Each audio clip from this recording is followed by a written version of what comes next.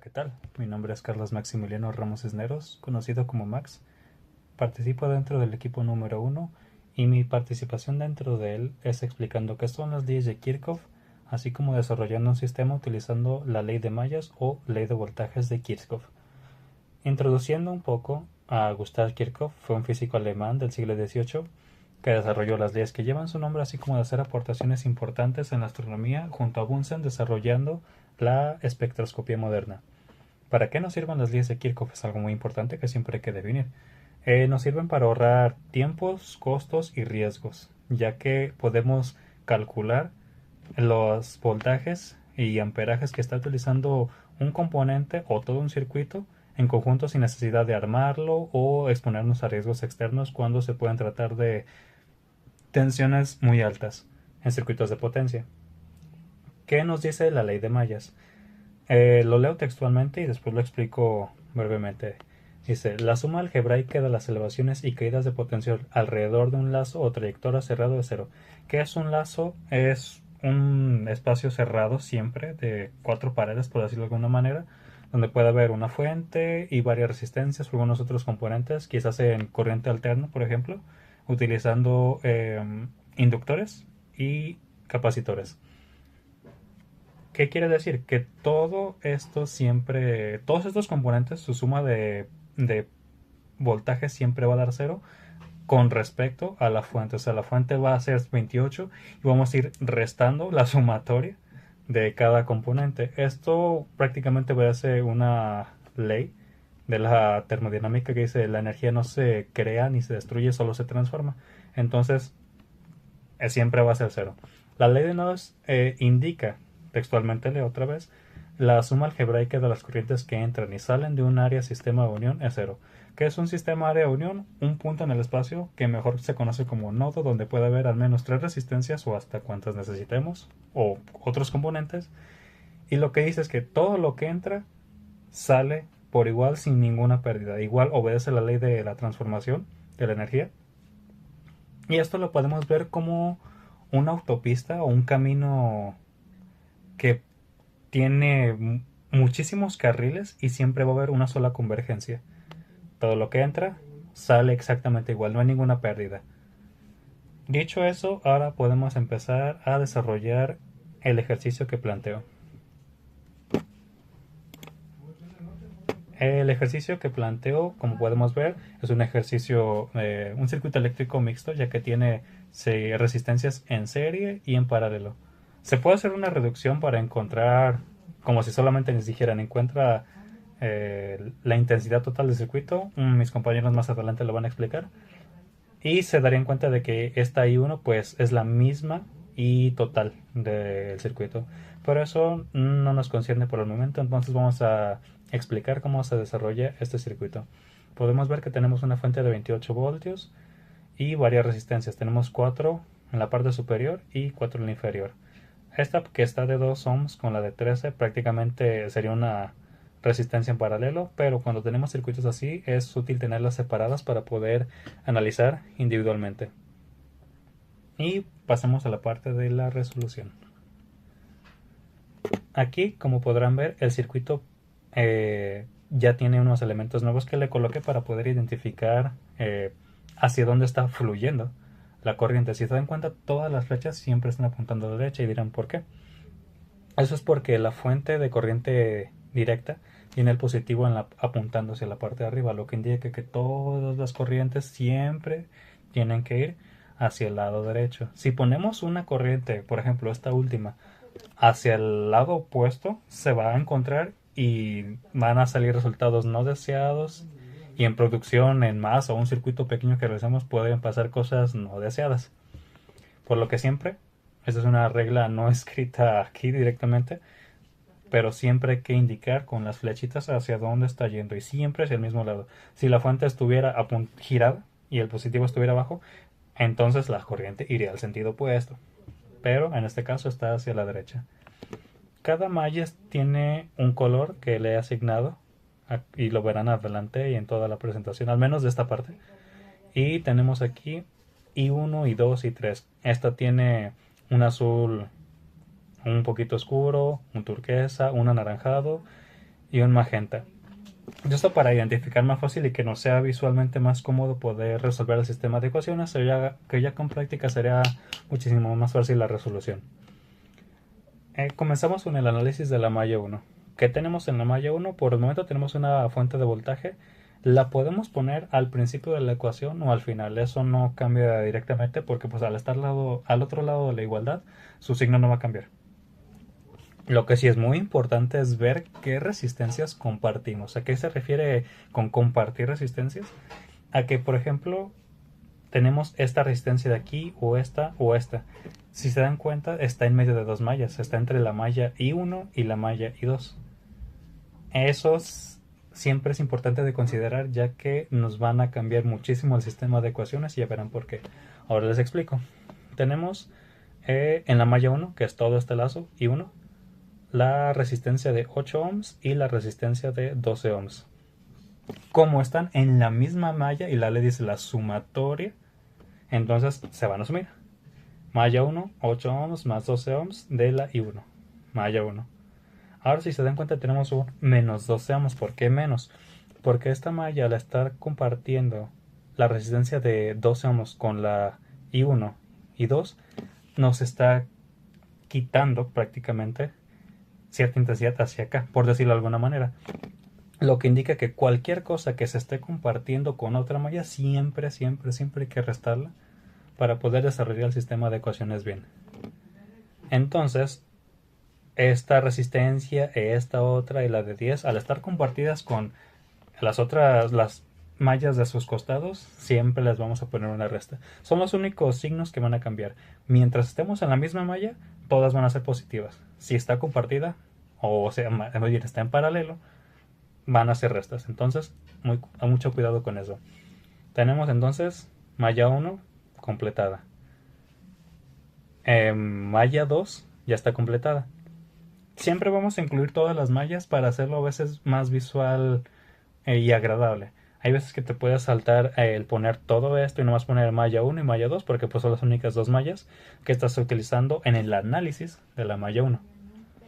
Yo lo pongo aquí ilustrativamente para ver que todo se está utilizando y que al momento de ponerlo en nuestro sistema de ecuaciones dentro de la calculadora sea más fácil. Nos cerramos ciertos dolores de cabeza al momento de que tengamos muchísimas cosas. Por ejemplo, podríamos tener aquí 3 resistencias, otras 2 acá, quizás unas abajo, 3 acá. Eso nos ahorra ciertos dolores de cabeza ya que podemos analizar bien. Entonces, la malla 2 dice que sería esta, y empezamos siempre de izquierda a derecha para acá, o si hay abajo pues desde abajo hasta acá, o como quieran empezar, pero siempre hay que incluir todas las resistencias de esa malla y ya después restar las que estén dentro compartidas con otra malla. Entonces tenemos aquí vamos a hacerle caso al azul turquesa, no al azul oscuro. Primero tenemos 12 voltios de aquí más 6, 12 voltios no, 12 ohms de aquí, más 6 ohms acá, más 15 ohms de acá. Si se dan cuenta está entre paréntesis multiplicado prácticamente por el I2, que es la malla 2, y ahorita veremos la suma, pero aquí les menciono nuevamente lo que pasaba anteriormente. Tenemos este menos 12. ¿Por qué menos 12? Porque esta resistencia está entre I1 e I2. Y al estar ya haciendo el análisis de la malla 2, esa resistencia de menos 12 ohms nos la tenemos que quitar. Porque la está usando la otra malla. Entonces, si se dan cuenta, está aquí mismo. Pero al estar compartida, se tiene que hacer este paso para poder desarrollar bien el sistema de ecuaciones que presento acá. Bien, entonces continuamos. La I1 ya quedó, I2, y ahora tenemos 15 ohms de la I3. 15 ohms nuevamente. Esta resistencia está entre I2 e I3, entonces se quita, más bien se resta para evitar conflictos. Después sumamos más 0. ¿Por qué más 0? Porque al estar en la malla 2, esta malla, la I4, no nos está afectando, entonces valor 0. ¿Por qué 0 voltios? Y eso es algo que quizás olvidé mencionar al principio. Los 28 volts siempre son de la fuente. Al no ser una resistencia, hay que ponerlo. Si tuviéramos una fuente en esta parte, por encima de la resistencia o debajo, esa fuente se tiene que contar. O aunque tuviéramos muchísimas fuentes, se cuentan todas aunque estén siempre tiene que estar una fuente en cada malla. Entonces siempre hay que contarlas. En este caso, como no hay fuente, el voltaje es 0. Acá sí le ponemos 28 voltios porque en la malla 1 está fuente aquí. 28 voltios. Aquí no hay. 0 voltios. Seguimos con el análisis de la malla 3. Como ya estamos en la malla 3, ahora vamos a empezar un poquito diferente. Tiene 0 de I1. ¿Por qué 0? Porque ya estamos en esta malla. Entonces esta malla ya no nos afecta porque no estamos compartiendo nada con ella. Entonces 0. Aquí sí tenemos un valor en la malla 2 y 2. Menos 15 por la resistencia compartida. Y ahora sí viene la suma de todas las resistencias que están en esta malla de I3. Empezamos, como dije, 15, 4, 10. Aquí están 15, 4, 10 de la malla de I3. Y ahora estamos compartiendo esta resistencia con I4, por lo que se va a restar. Aquí me equivoqué, pero debería ser I4. Todo lo magenta siempre va a ser I4. Entonces, continuando con esto, igual tenemos 0 voltios, porque no hay fuente. Ahora, malla 4, el análisis. Ya no tenemos nada que compartir con la malla 4 de aquí ni de acá. Lo único que estamos compartiendo es esta resistencia de 10 con I3. Entonces, menos 10 I3 más todo lo que hay en la malla 4. 10, 2 y 13. 10, 2 y 13 igual a 0 voltios. Ahora ya podemos realizar las sumas de cada malla. Acá tenemos 8 más 2, 12. Aquí no hay ninguna otra suma, se queda igual. Menos 12, 0, 0 y 28. Acá tenemos menos 2 y aquí tenemos 12 más 6 más 15, 33 ohmios de la malla 2. Ahora menos 15, no hay nada que sumar. 15 de nuevo. Si tuviéramos otra resistencia compartida acá, entonces sí ya la sumaríamos, pero no se está sumando nada. Igual 0 voltios porque, 0 ohms porque no estamos compartiendo nada con la malla 4. Igual 0 voltios. Ahora, malla 3, 0, menos 15. Acá tenemos el menos 29. 15 más 4 más 10 nos da 29.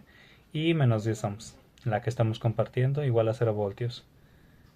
Y finalmente la malla 4, 0 más 0 de estas dos mallas que no he compartido nada. Y ahora sí, menos 10. Estamos compartiendo esta resistencia aquí con la I3. Más 10, más 2, más 13, 25 y de la I4. Comento nuevamente, aquí no coloqué correctamente el subíndice, pero todo lo magenta es de la malla I4. Por eso lo puse ilustrativamente para no confundirnos. Ahora ya podemos formar, esto se parece ya a un sistema de ecuaciones. Ahora podemos sustituir las I1, las I2, las I3 y las I4 con X, Y, Z o W o cualquier otras variantes que queramos. Y formar nuestra llave y tenemos primera ecuación, segunda ecuación, tercera ecuación, cuarta ecuación. Esto lo podríamos resolver mediante Gauss-Jordan, Kramer, sustitución, igualación, reducción, Surros o cualquier otro método que conozcamos para resolver sistemas de ecuaciones. Aquí ya coloqué las respuestas y ahorita van a comprobar que está bien. Aquí lo puedo comprobar con mi calculadora y va a dar lo mismo. Tenemos que X vale 2, Y vale 1, Z vale 0.6 y W 0.24. Eso corresponde a cada intensidad en el lazo, en cada malla. Entonces, para comprobarlo, en la siguiente diapositiva hice una simulación en Multisim donde coloqué exactamente los mismos valores de cada resistencia y que la fuente de voltaje. Y dentro de cada malla coloqué, bueno, al inicio de cada malla coloqué un multímetro que nos da los valores. Si se dan cuenta, el XM1, que es este de aquí, nos dice que hay 2 amperios.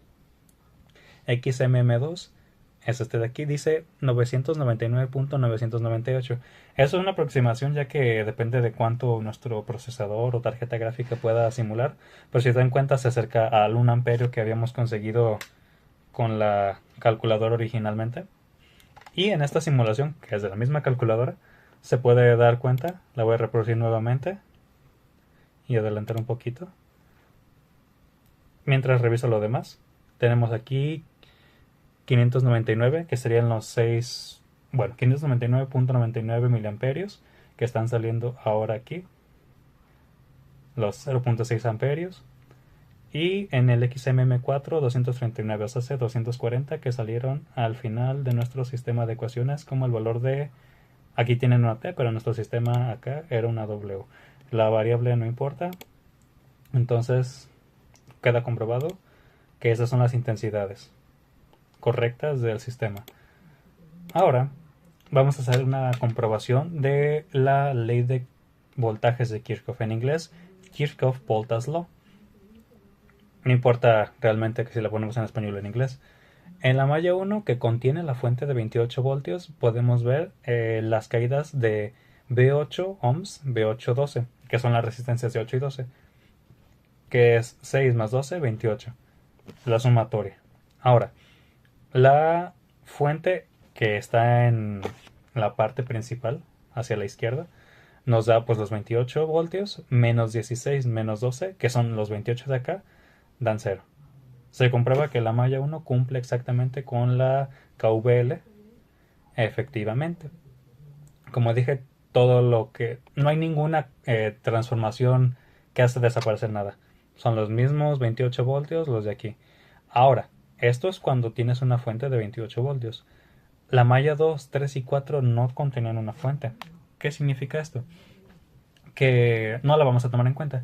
Lo que vamos a hacer es multiplicar prácticamente utilizando la ley de Ohm, que es, como bien lo recordamos, es V sobre R por I. Yo la aprendí personalmente con la oración que dice Viva la reina Isabel. Entonces aquí tenemos 6 por I, es lo mismo que los 6 ohms que están en la resistencia, se los muestro de acá arriba. 6 por la I2. ¿Por qué? Porque está en la malla 2. Más I2 menos I1. 12, 12 por I2 menos I1. ¿Por qué menos? Porque está compartida con la malla 1. La misma lógica que usamos de nos estábamos compartiendo con una malla, hay que usarla aquí. Entonces sería 12 por I2 menos I1 más 15 menos I2 menos I3. Eso porque, como repito, estamos en esta malla, aquí tenemos 15, 12 y 6. Están las tres resistencias que necesitamos. Entonces, numéricamente ahora ya podemos resolver, sería 6 por 1 más 12, 1 menos 2, sería menos 1, menos 12, 6 acá, y continuamos desarrollando, sería 6 menos 12 más 6. Entonces 6 y 6 se hacen 12, menos 12, 0. Nuevamente se comprueba que la KVL es correctamente. Se hace la ley de voltajes de Kirchhoff. La malla 3, como dije, tampoco tiene fuente. Entonces tenemos aquí 4 por I3 más 15 por I3 menos I2, nuevamente porque tenemos una resistencia compartida, más 10 por I3 menos I4 porque está la resistencia compartida de I4. Entonces ahora es 4 por 0.6 más 15 por 0.6 menos 1 más 10 por 0.6 menos 0.24 y nos queda 2.4 menos 6 más 3.6. Eso nos da 6 menos 6, 0. Ahora, finalmente, la malla 4, que ya por lógica podemos ir, si nos está saliendo todo lo anterior bien, eventualmente nos va a salir bien la última. Ahora, sería 2 por I4 más 10 por I4 menos 3. ¿Por qué 3? Porque está compartida con la malla 3 de I3. Más 13 de I4. I4 porque pues no está compartida con nada. Es la última resistencia de este lado. Esta es la que estamos compartiendo, por eso la resta.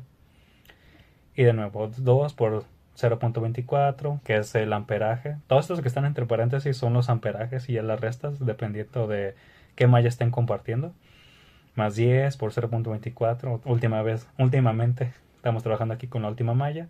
Menos 0.6 más 13 por 0.24 menos da igual a 0.48 menos 3.6 más 3.12. Y eso ya sumado nos da otra vez 0. Por lo que comprobamos que la malla 1, malla 2, malla 3 y malla 4 cumplen exactamente con la KVL, la ley de mallas de Kirchhoff o ley de voltajes de Kirchhoff. Ahora, algo un poco diferente comparado con lo anterior. Vamos a ver los amperajes de resistencias en paralelos. Porque aquí tenemos amperajes pero en toda la malla. Pero si se dan cuenta, y lo que he estado repitiendo al cansancio, es que aquí estamos compartiendo una resistencia. Aquí también, acá no. Y como vimos en estas ecuaciones que nos comprueban la KVL, acá se va a hacer prácticamente lo mismo. Tenemos la resistencia, la intensidad, amperaje, de la resistencia de 12 ohms sería I1 menos I2 porque se está compartiendo. Esto lo hago por si queremos obtener los voltajes, cosa que aquí voy a explicar un poquito más adelante. Entonces tenemos estas tres resistencias que están compartidas y puse esta de 13 porque parecería, si la viéramos así sin mucho análisis, que la resistencia estaría en paralelo, pero prácticamente están resistencias en serie. Si tuviéramos una resistencia acá y un lazo cerrado, ok, no así se tendría que hacer o algo así, pero no está solamente está en serie, está en la misma red. Podemos sumar esas dos y se convierte en una resistencia sola. Pero esto, pues, el circuito es así, entonces hay que respetar. Por eso solamente está aquí como simbólicamente, dice lado derecho, malla 4 vertical, la de 13 ohms y 4, pues la misma, 0.24, que es lo que nos indica aquí. 234 miliamperes, lo mismo que 0.24 amperios, sin la notación científica. Entonces, resistores verticales compartidos entre mallas, dice la recorriente es la diferencia, o sea, se la resta de mallas continuas, hace las que están compartidas. 12 ohms, ahora sí.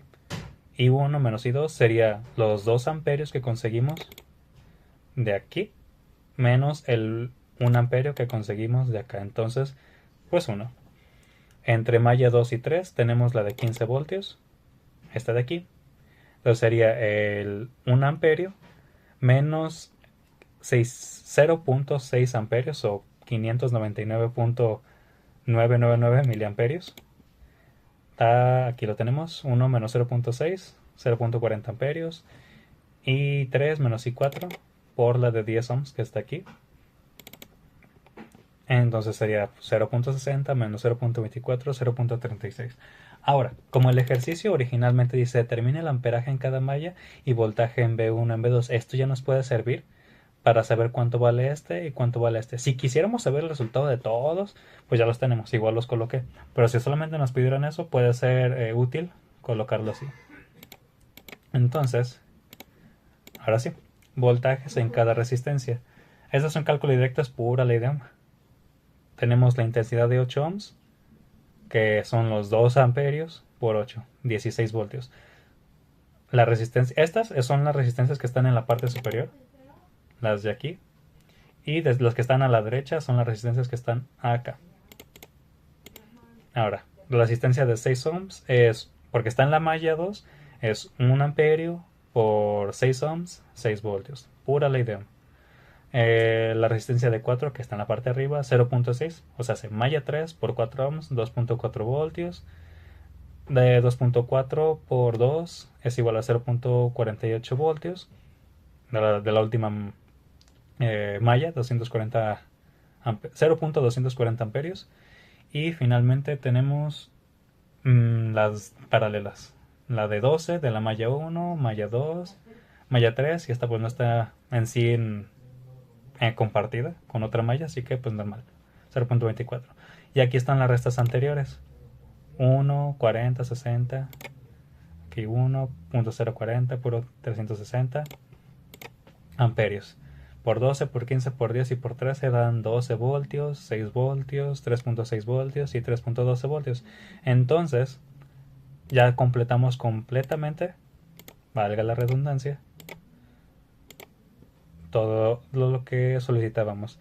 Pedíamos la de 12 voltios, digo la de 12 ohms, que es esta, y la de 13 voltios, 13 ohms, perdón, que es esta.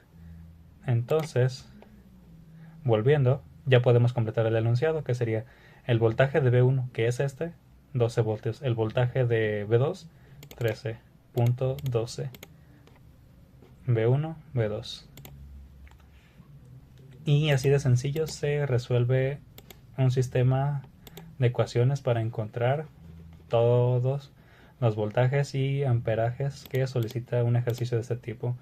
Es muy fácil ponerlo dentro de la calculadora ya que nos resuelve el sistema sencillo, pero si tuviéramos más de 4 mallas necesitaríamos utilizar otro software o aplicarlo a manita ya que la calculadora solo soporta hasta 4 ecuaciones y hacerla de otra forma a mano es muy tardado.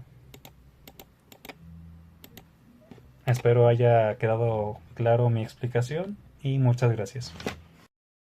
Ahora les hablaré sobre lo que es la corriente eléctrica, el cual se define como el movimiento de electrones que viajan a través de un conductor, como lo puede ser el cable, mismo que se mide en amperios. Mientras que el voltaje, por su parte, es la fuerza que mueve a esos electrones a través del circuito en el cual se requiere la energía. Y la resistencia es ese elemento que se opone al paso de los electrones en los circuitos, determina qué tan fácil o difícil es la cantidad de corriente que circulan a través de ellos. Dentro de las resistencias existen diferentes tipos de conexiones, los que son las conexiones en serie y las que son las conexiones en paralelo. Las que son en serie sirven para dar energía de golpe o al mismo tiempo a un mismo circuito o a diferentes circuitos que estén conectados, lo que son sensores o filtros que ocupan estar en constante funcionamiento. Mientras que los que son en paralelo son aquellos que ocupan estar regulando el voltaje, como lo que son las fuentes de alimentación. Aquí tenemos un ejemplo de lo que es un ejercicio en serie, el cual nos pide la corriente total y la resistencia equivalente, el cual, como lo vimos en la diapositiva anterior, con esta fórmula sustituimos los valores de la resistencia, dándonos un resultado de 43 ohmios.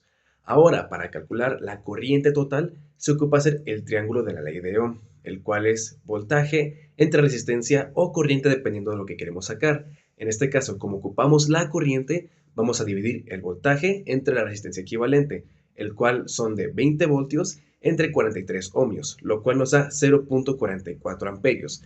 Y con esto terminamos el primer ejercicio. En este ejercicio de resistencias en paralelo, nos pide que también encontremos la resistencia equivalente y la corriente total. Para la resistencia, como lo vimos, va a cambiar un poco lo que es la fórmula. Sustituyendo los valores de esta, nos dan 2.5 ohmios de resultado. Y para la corriente total no se ocupa hacer algo diferente, simplemente ocupamos la misma fórmula, sustituimos los valores que en este caso van a ser 12 voltios entre 2.5 ohmios y nos van a dar 4.8 amperios de poder, y con este terminamos el segundo ejercicio. Ahora la potencia y la energía en resistencias. En las resistencias, la potencia eléctrica muestra qué tan rápido se transforma la energía eléctrica en calor. Se mide en watts y se puede calcular con tres fórmulas: voltaje por corriente, corriente al cuadrado por resistencia o voltaje al cuadrado entre resistencia. Por otro lado, la energía eléctrica es la cantidad total de calor que se transforma a lo largo del tiempo y se obtiene multiplicando la potencia por el tiempo. Por ejemplo, si tengo una resistencia de 10 ohms conectada a 12 volts durante 5 segundos, la potencia sería de 14.4 watts y la energía total disipada sería de 72 joules. En este ejercicio tenemos tres resistencias en paralelo, una de 10, otra de 20 y otra de 30 ohms, conectadas a una fuente de 12 volts. Para encontrar la resistencia equivalente, se suman los inversos de cada resistencia. Al hacerlo, obtenemos uno entre 0.83, que da una resistencia total de 5.46 ohms. Luego, aplicamos la fórmula de potencia, voltaje al cuadrado entre la resistencia equivalente. Eso nos da 26.37 watts. Finalmente multiplicamos la potencia por el tiempo, que en este caso son 15 segundos, y obtenemos una energía total de 395.55 joules. Ahora, el análisis de circuitos con resistencias mixtas.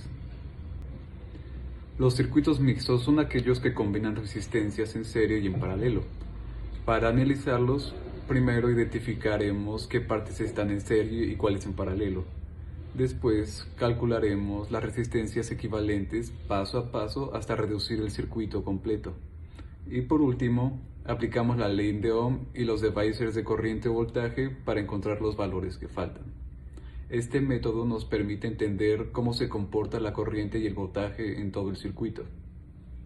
En este ejercicio tenemos un circuito mixto con resistencias de 2, 3, 4, 5, 3, 4, 6 y 1 ohm. Lo primero que hacemos es identificar las resistencias que están en serie y las que están en paralelo. En el primer paso sumamos las resistencias que están en serie, la de 4, la de 5 y la de 3, lo que nos da una resistencia total de 12 ohms. Después, esa resistencia la colocamos en paralelo con otra de 4 ohms, aplicando la fórmula de resistencias en paralelo y obtenemos un resultado de 3 ohms. Luego, seguimos simplificando y sumamos las resistencias de 3 y 3 ohms, obteniendo 6 ohms. y después las combinamos con las de 2 y 1 en serie, lo que también da un total de 6 ohms. Finalmente, al simplificar todo el circuito, llegamos a una resistencia equivalente total de 6 ohms. Así es como paso a paso reducimos un circuito mixto hasta obtener una sola resistencia equivalente.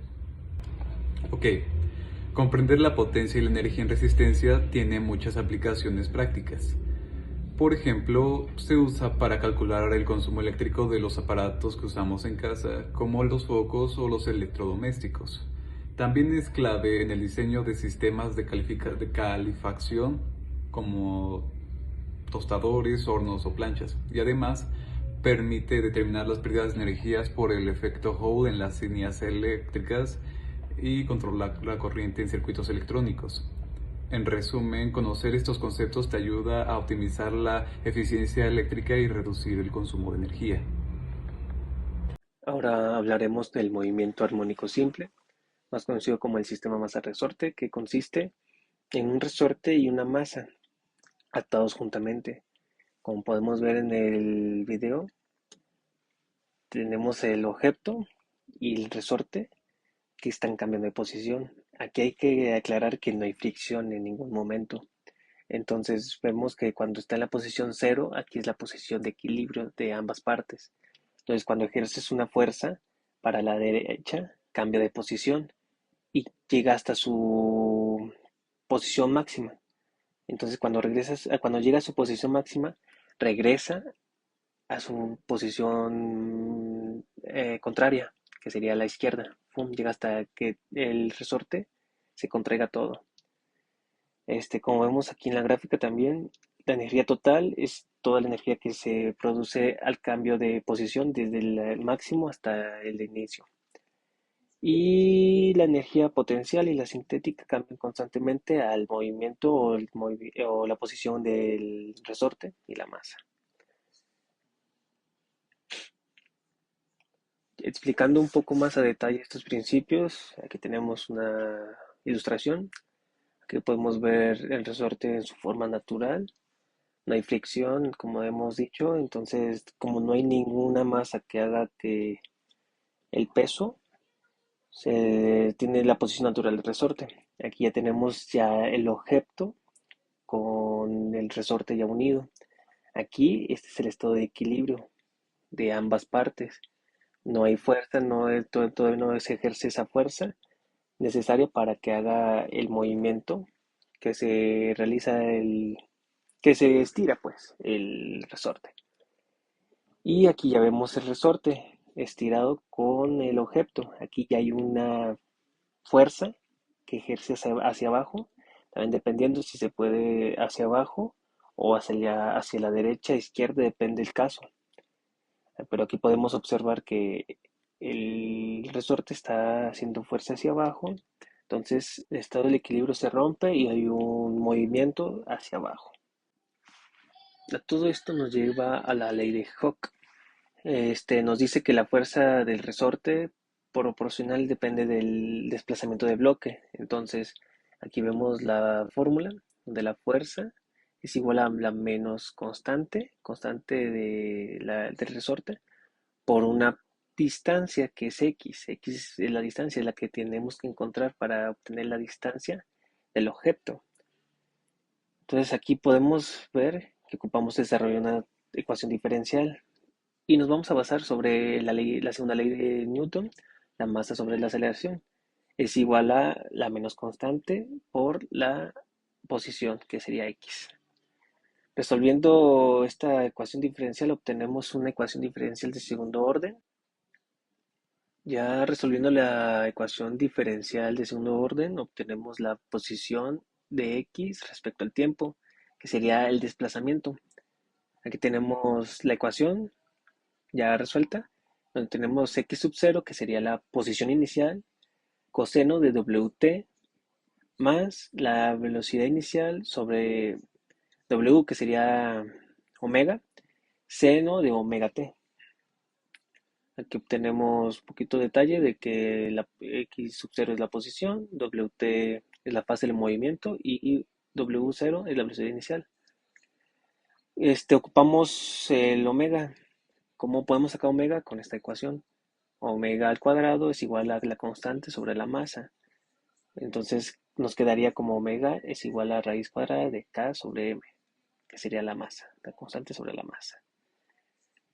Podemos sacar también el periodo con estas expresiones, donde nos dice que el periodo es igual a 2pi sobre omega. También obtenemos la frecuencia. La frecuencia es 1 sobre el periodo.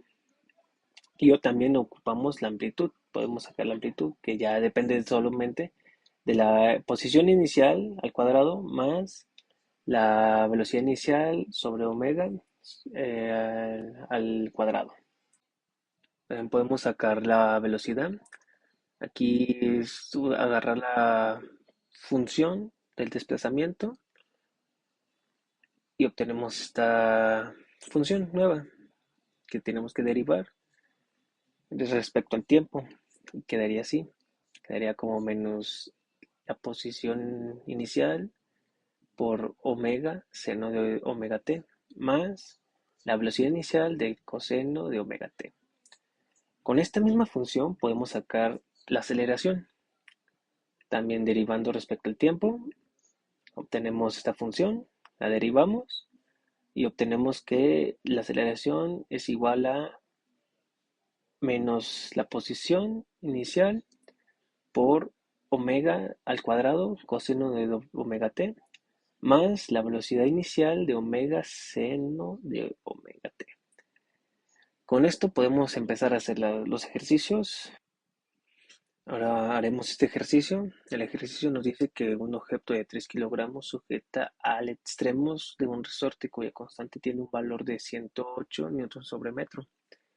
Si se mueve el bloque hasta 1 metro a la izquierda de su punto de equilibrio, esta se libera con una velocidad de 2 metros sobre segundo, donde vamos a tener que calcular la ecuación de la posición respecto a la posición, x al tiempo, la posición y velocidad del objeto cuando han transcurrido 5 segundos, la amplitud, la frecuencia y el periodo del movimiento resultante. Primero vamos a tener las funciones, las ecuaciones que vamos a ocupar para este ejercicio, que sería el de desplazamiento o posición y el de omega.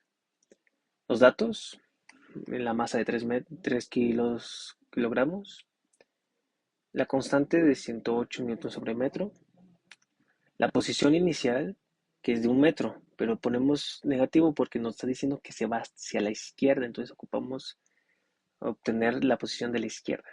Entonces es negativo. La velocidad inicial, 2 metros sobre segundo. Y empezamos a sustituir. Como ahorita vamos a sacar primero la omega. La constante que es 108 newtons sobre metro, lo tenemos aquí. Y la masa, que es 3. Nos da un total de 36, raíz de 36, que nos da 6 radianes sobre segundo. Aquí ya tenemos omega. Entonces ya podemos sacar la ecuación de la posición.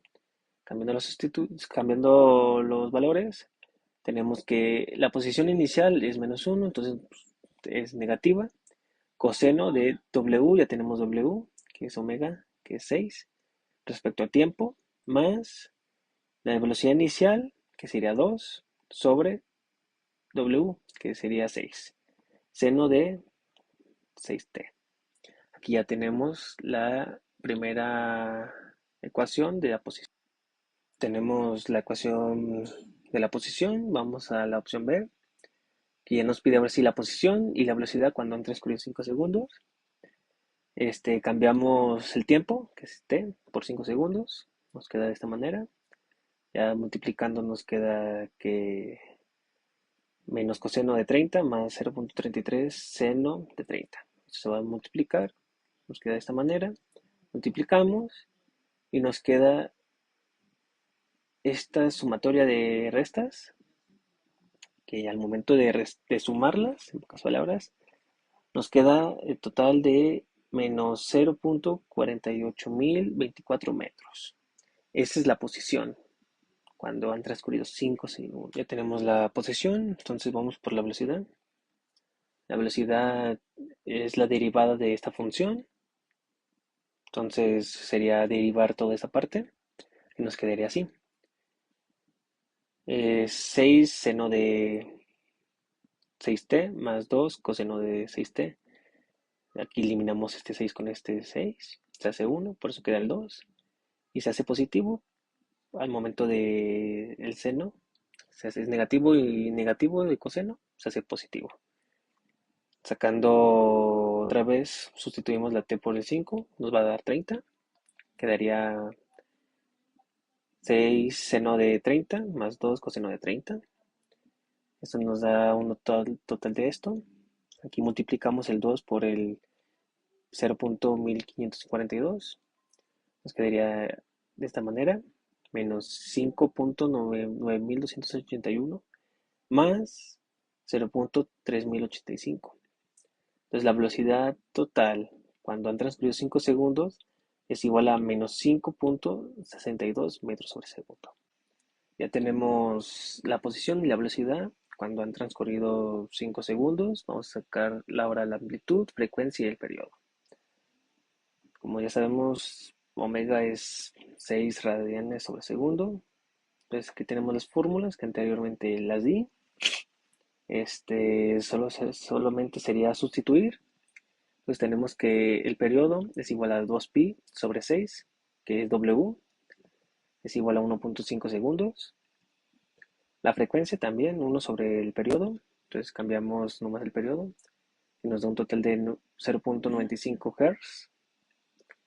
Y la amplitud, nomás sería sustituir, que es la posición inicial, que es menos 1, más la velocidad inicial, que es 2 metros sobre segundo, sobre omega al cuadrado. Esto nos da un total de 1.5 metros.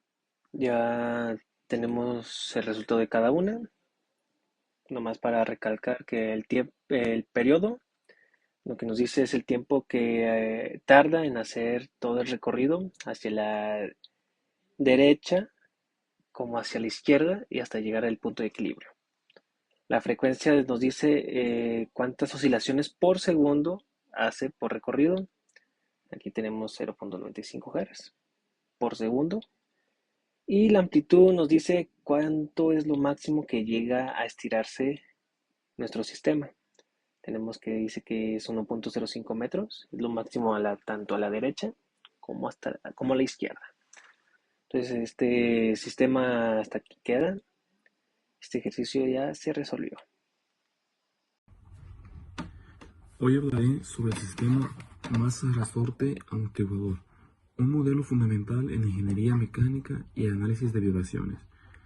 En este sistema nos permite entender cómo se comportan los cuerpos ante fuerzas, impactos y oscilaciones, lo que tiene aplicaciones reales en suspensiones y estructuras de control de movimiento.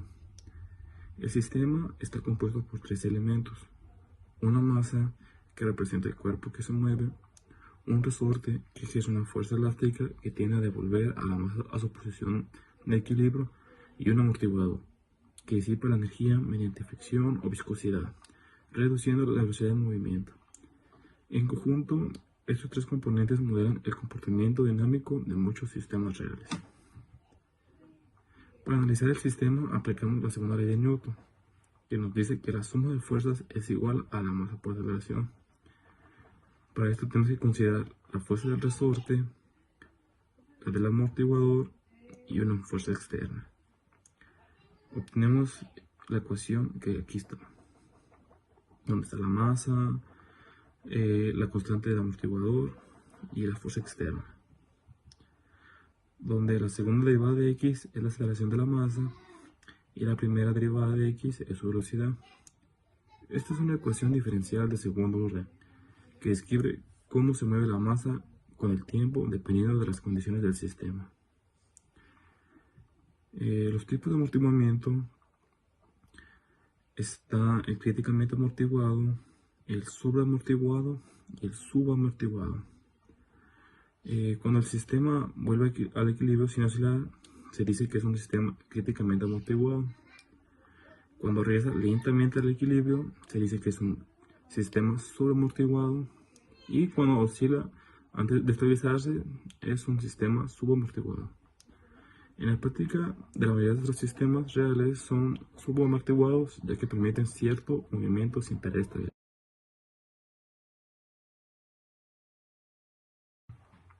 También está la razón de amortiguamiento, con la cual podemos saber qué tipo de sistema amortiguador tenemos.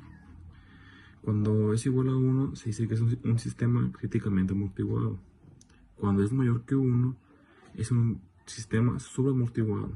Y cuando es menor que 1, se dice que es un sistema subamortiguado.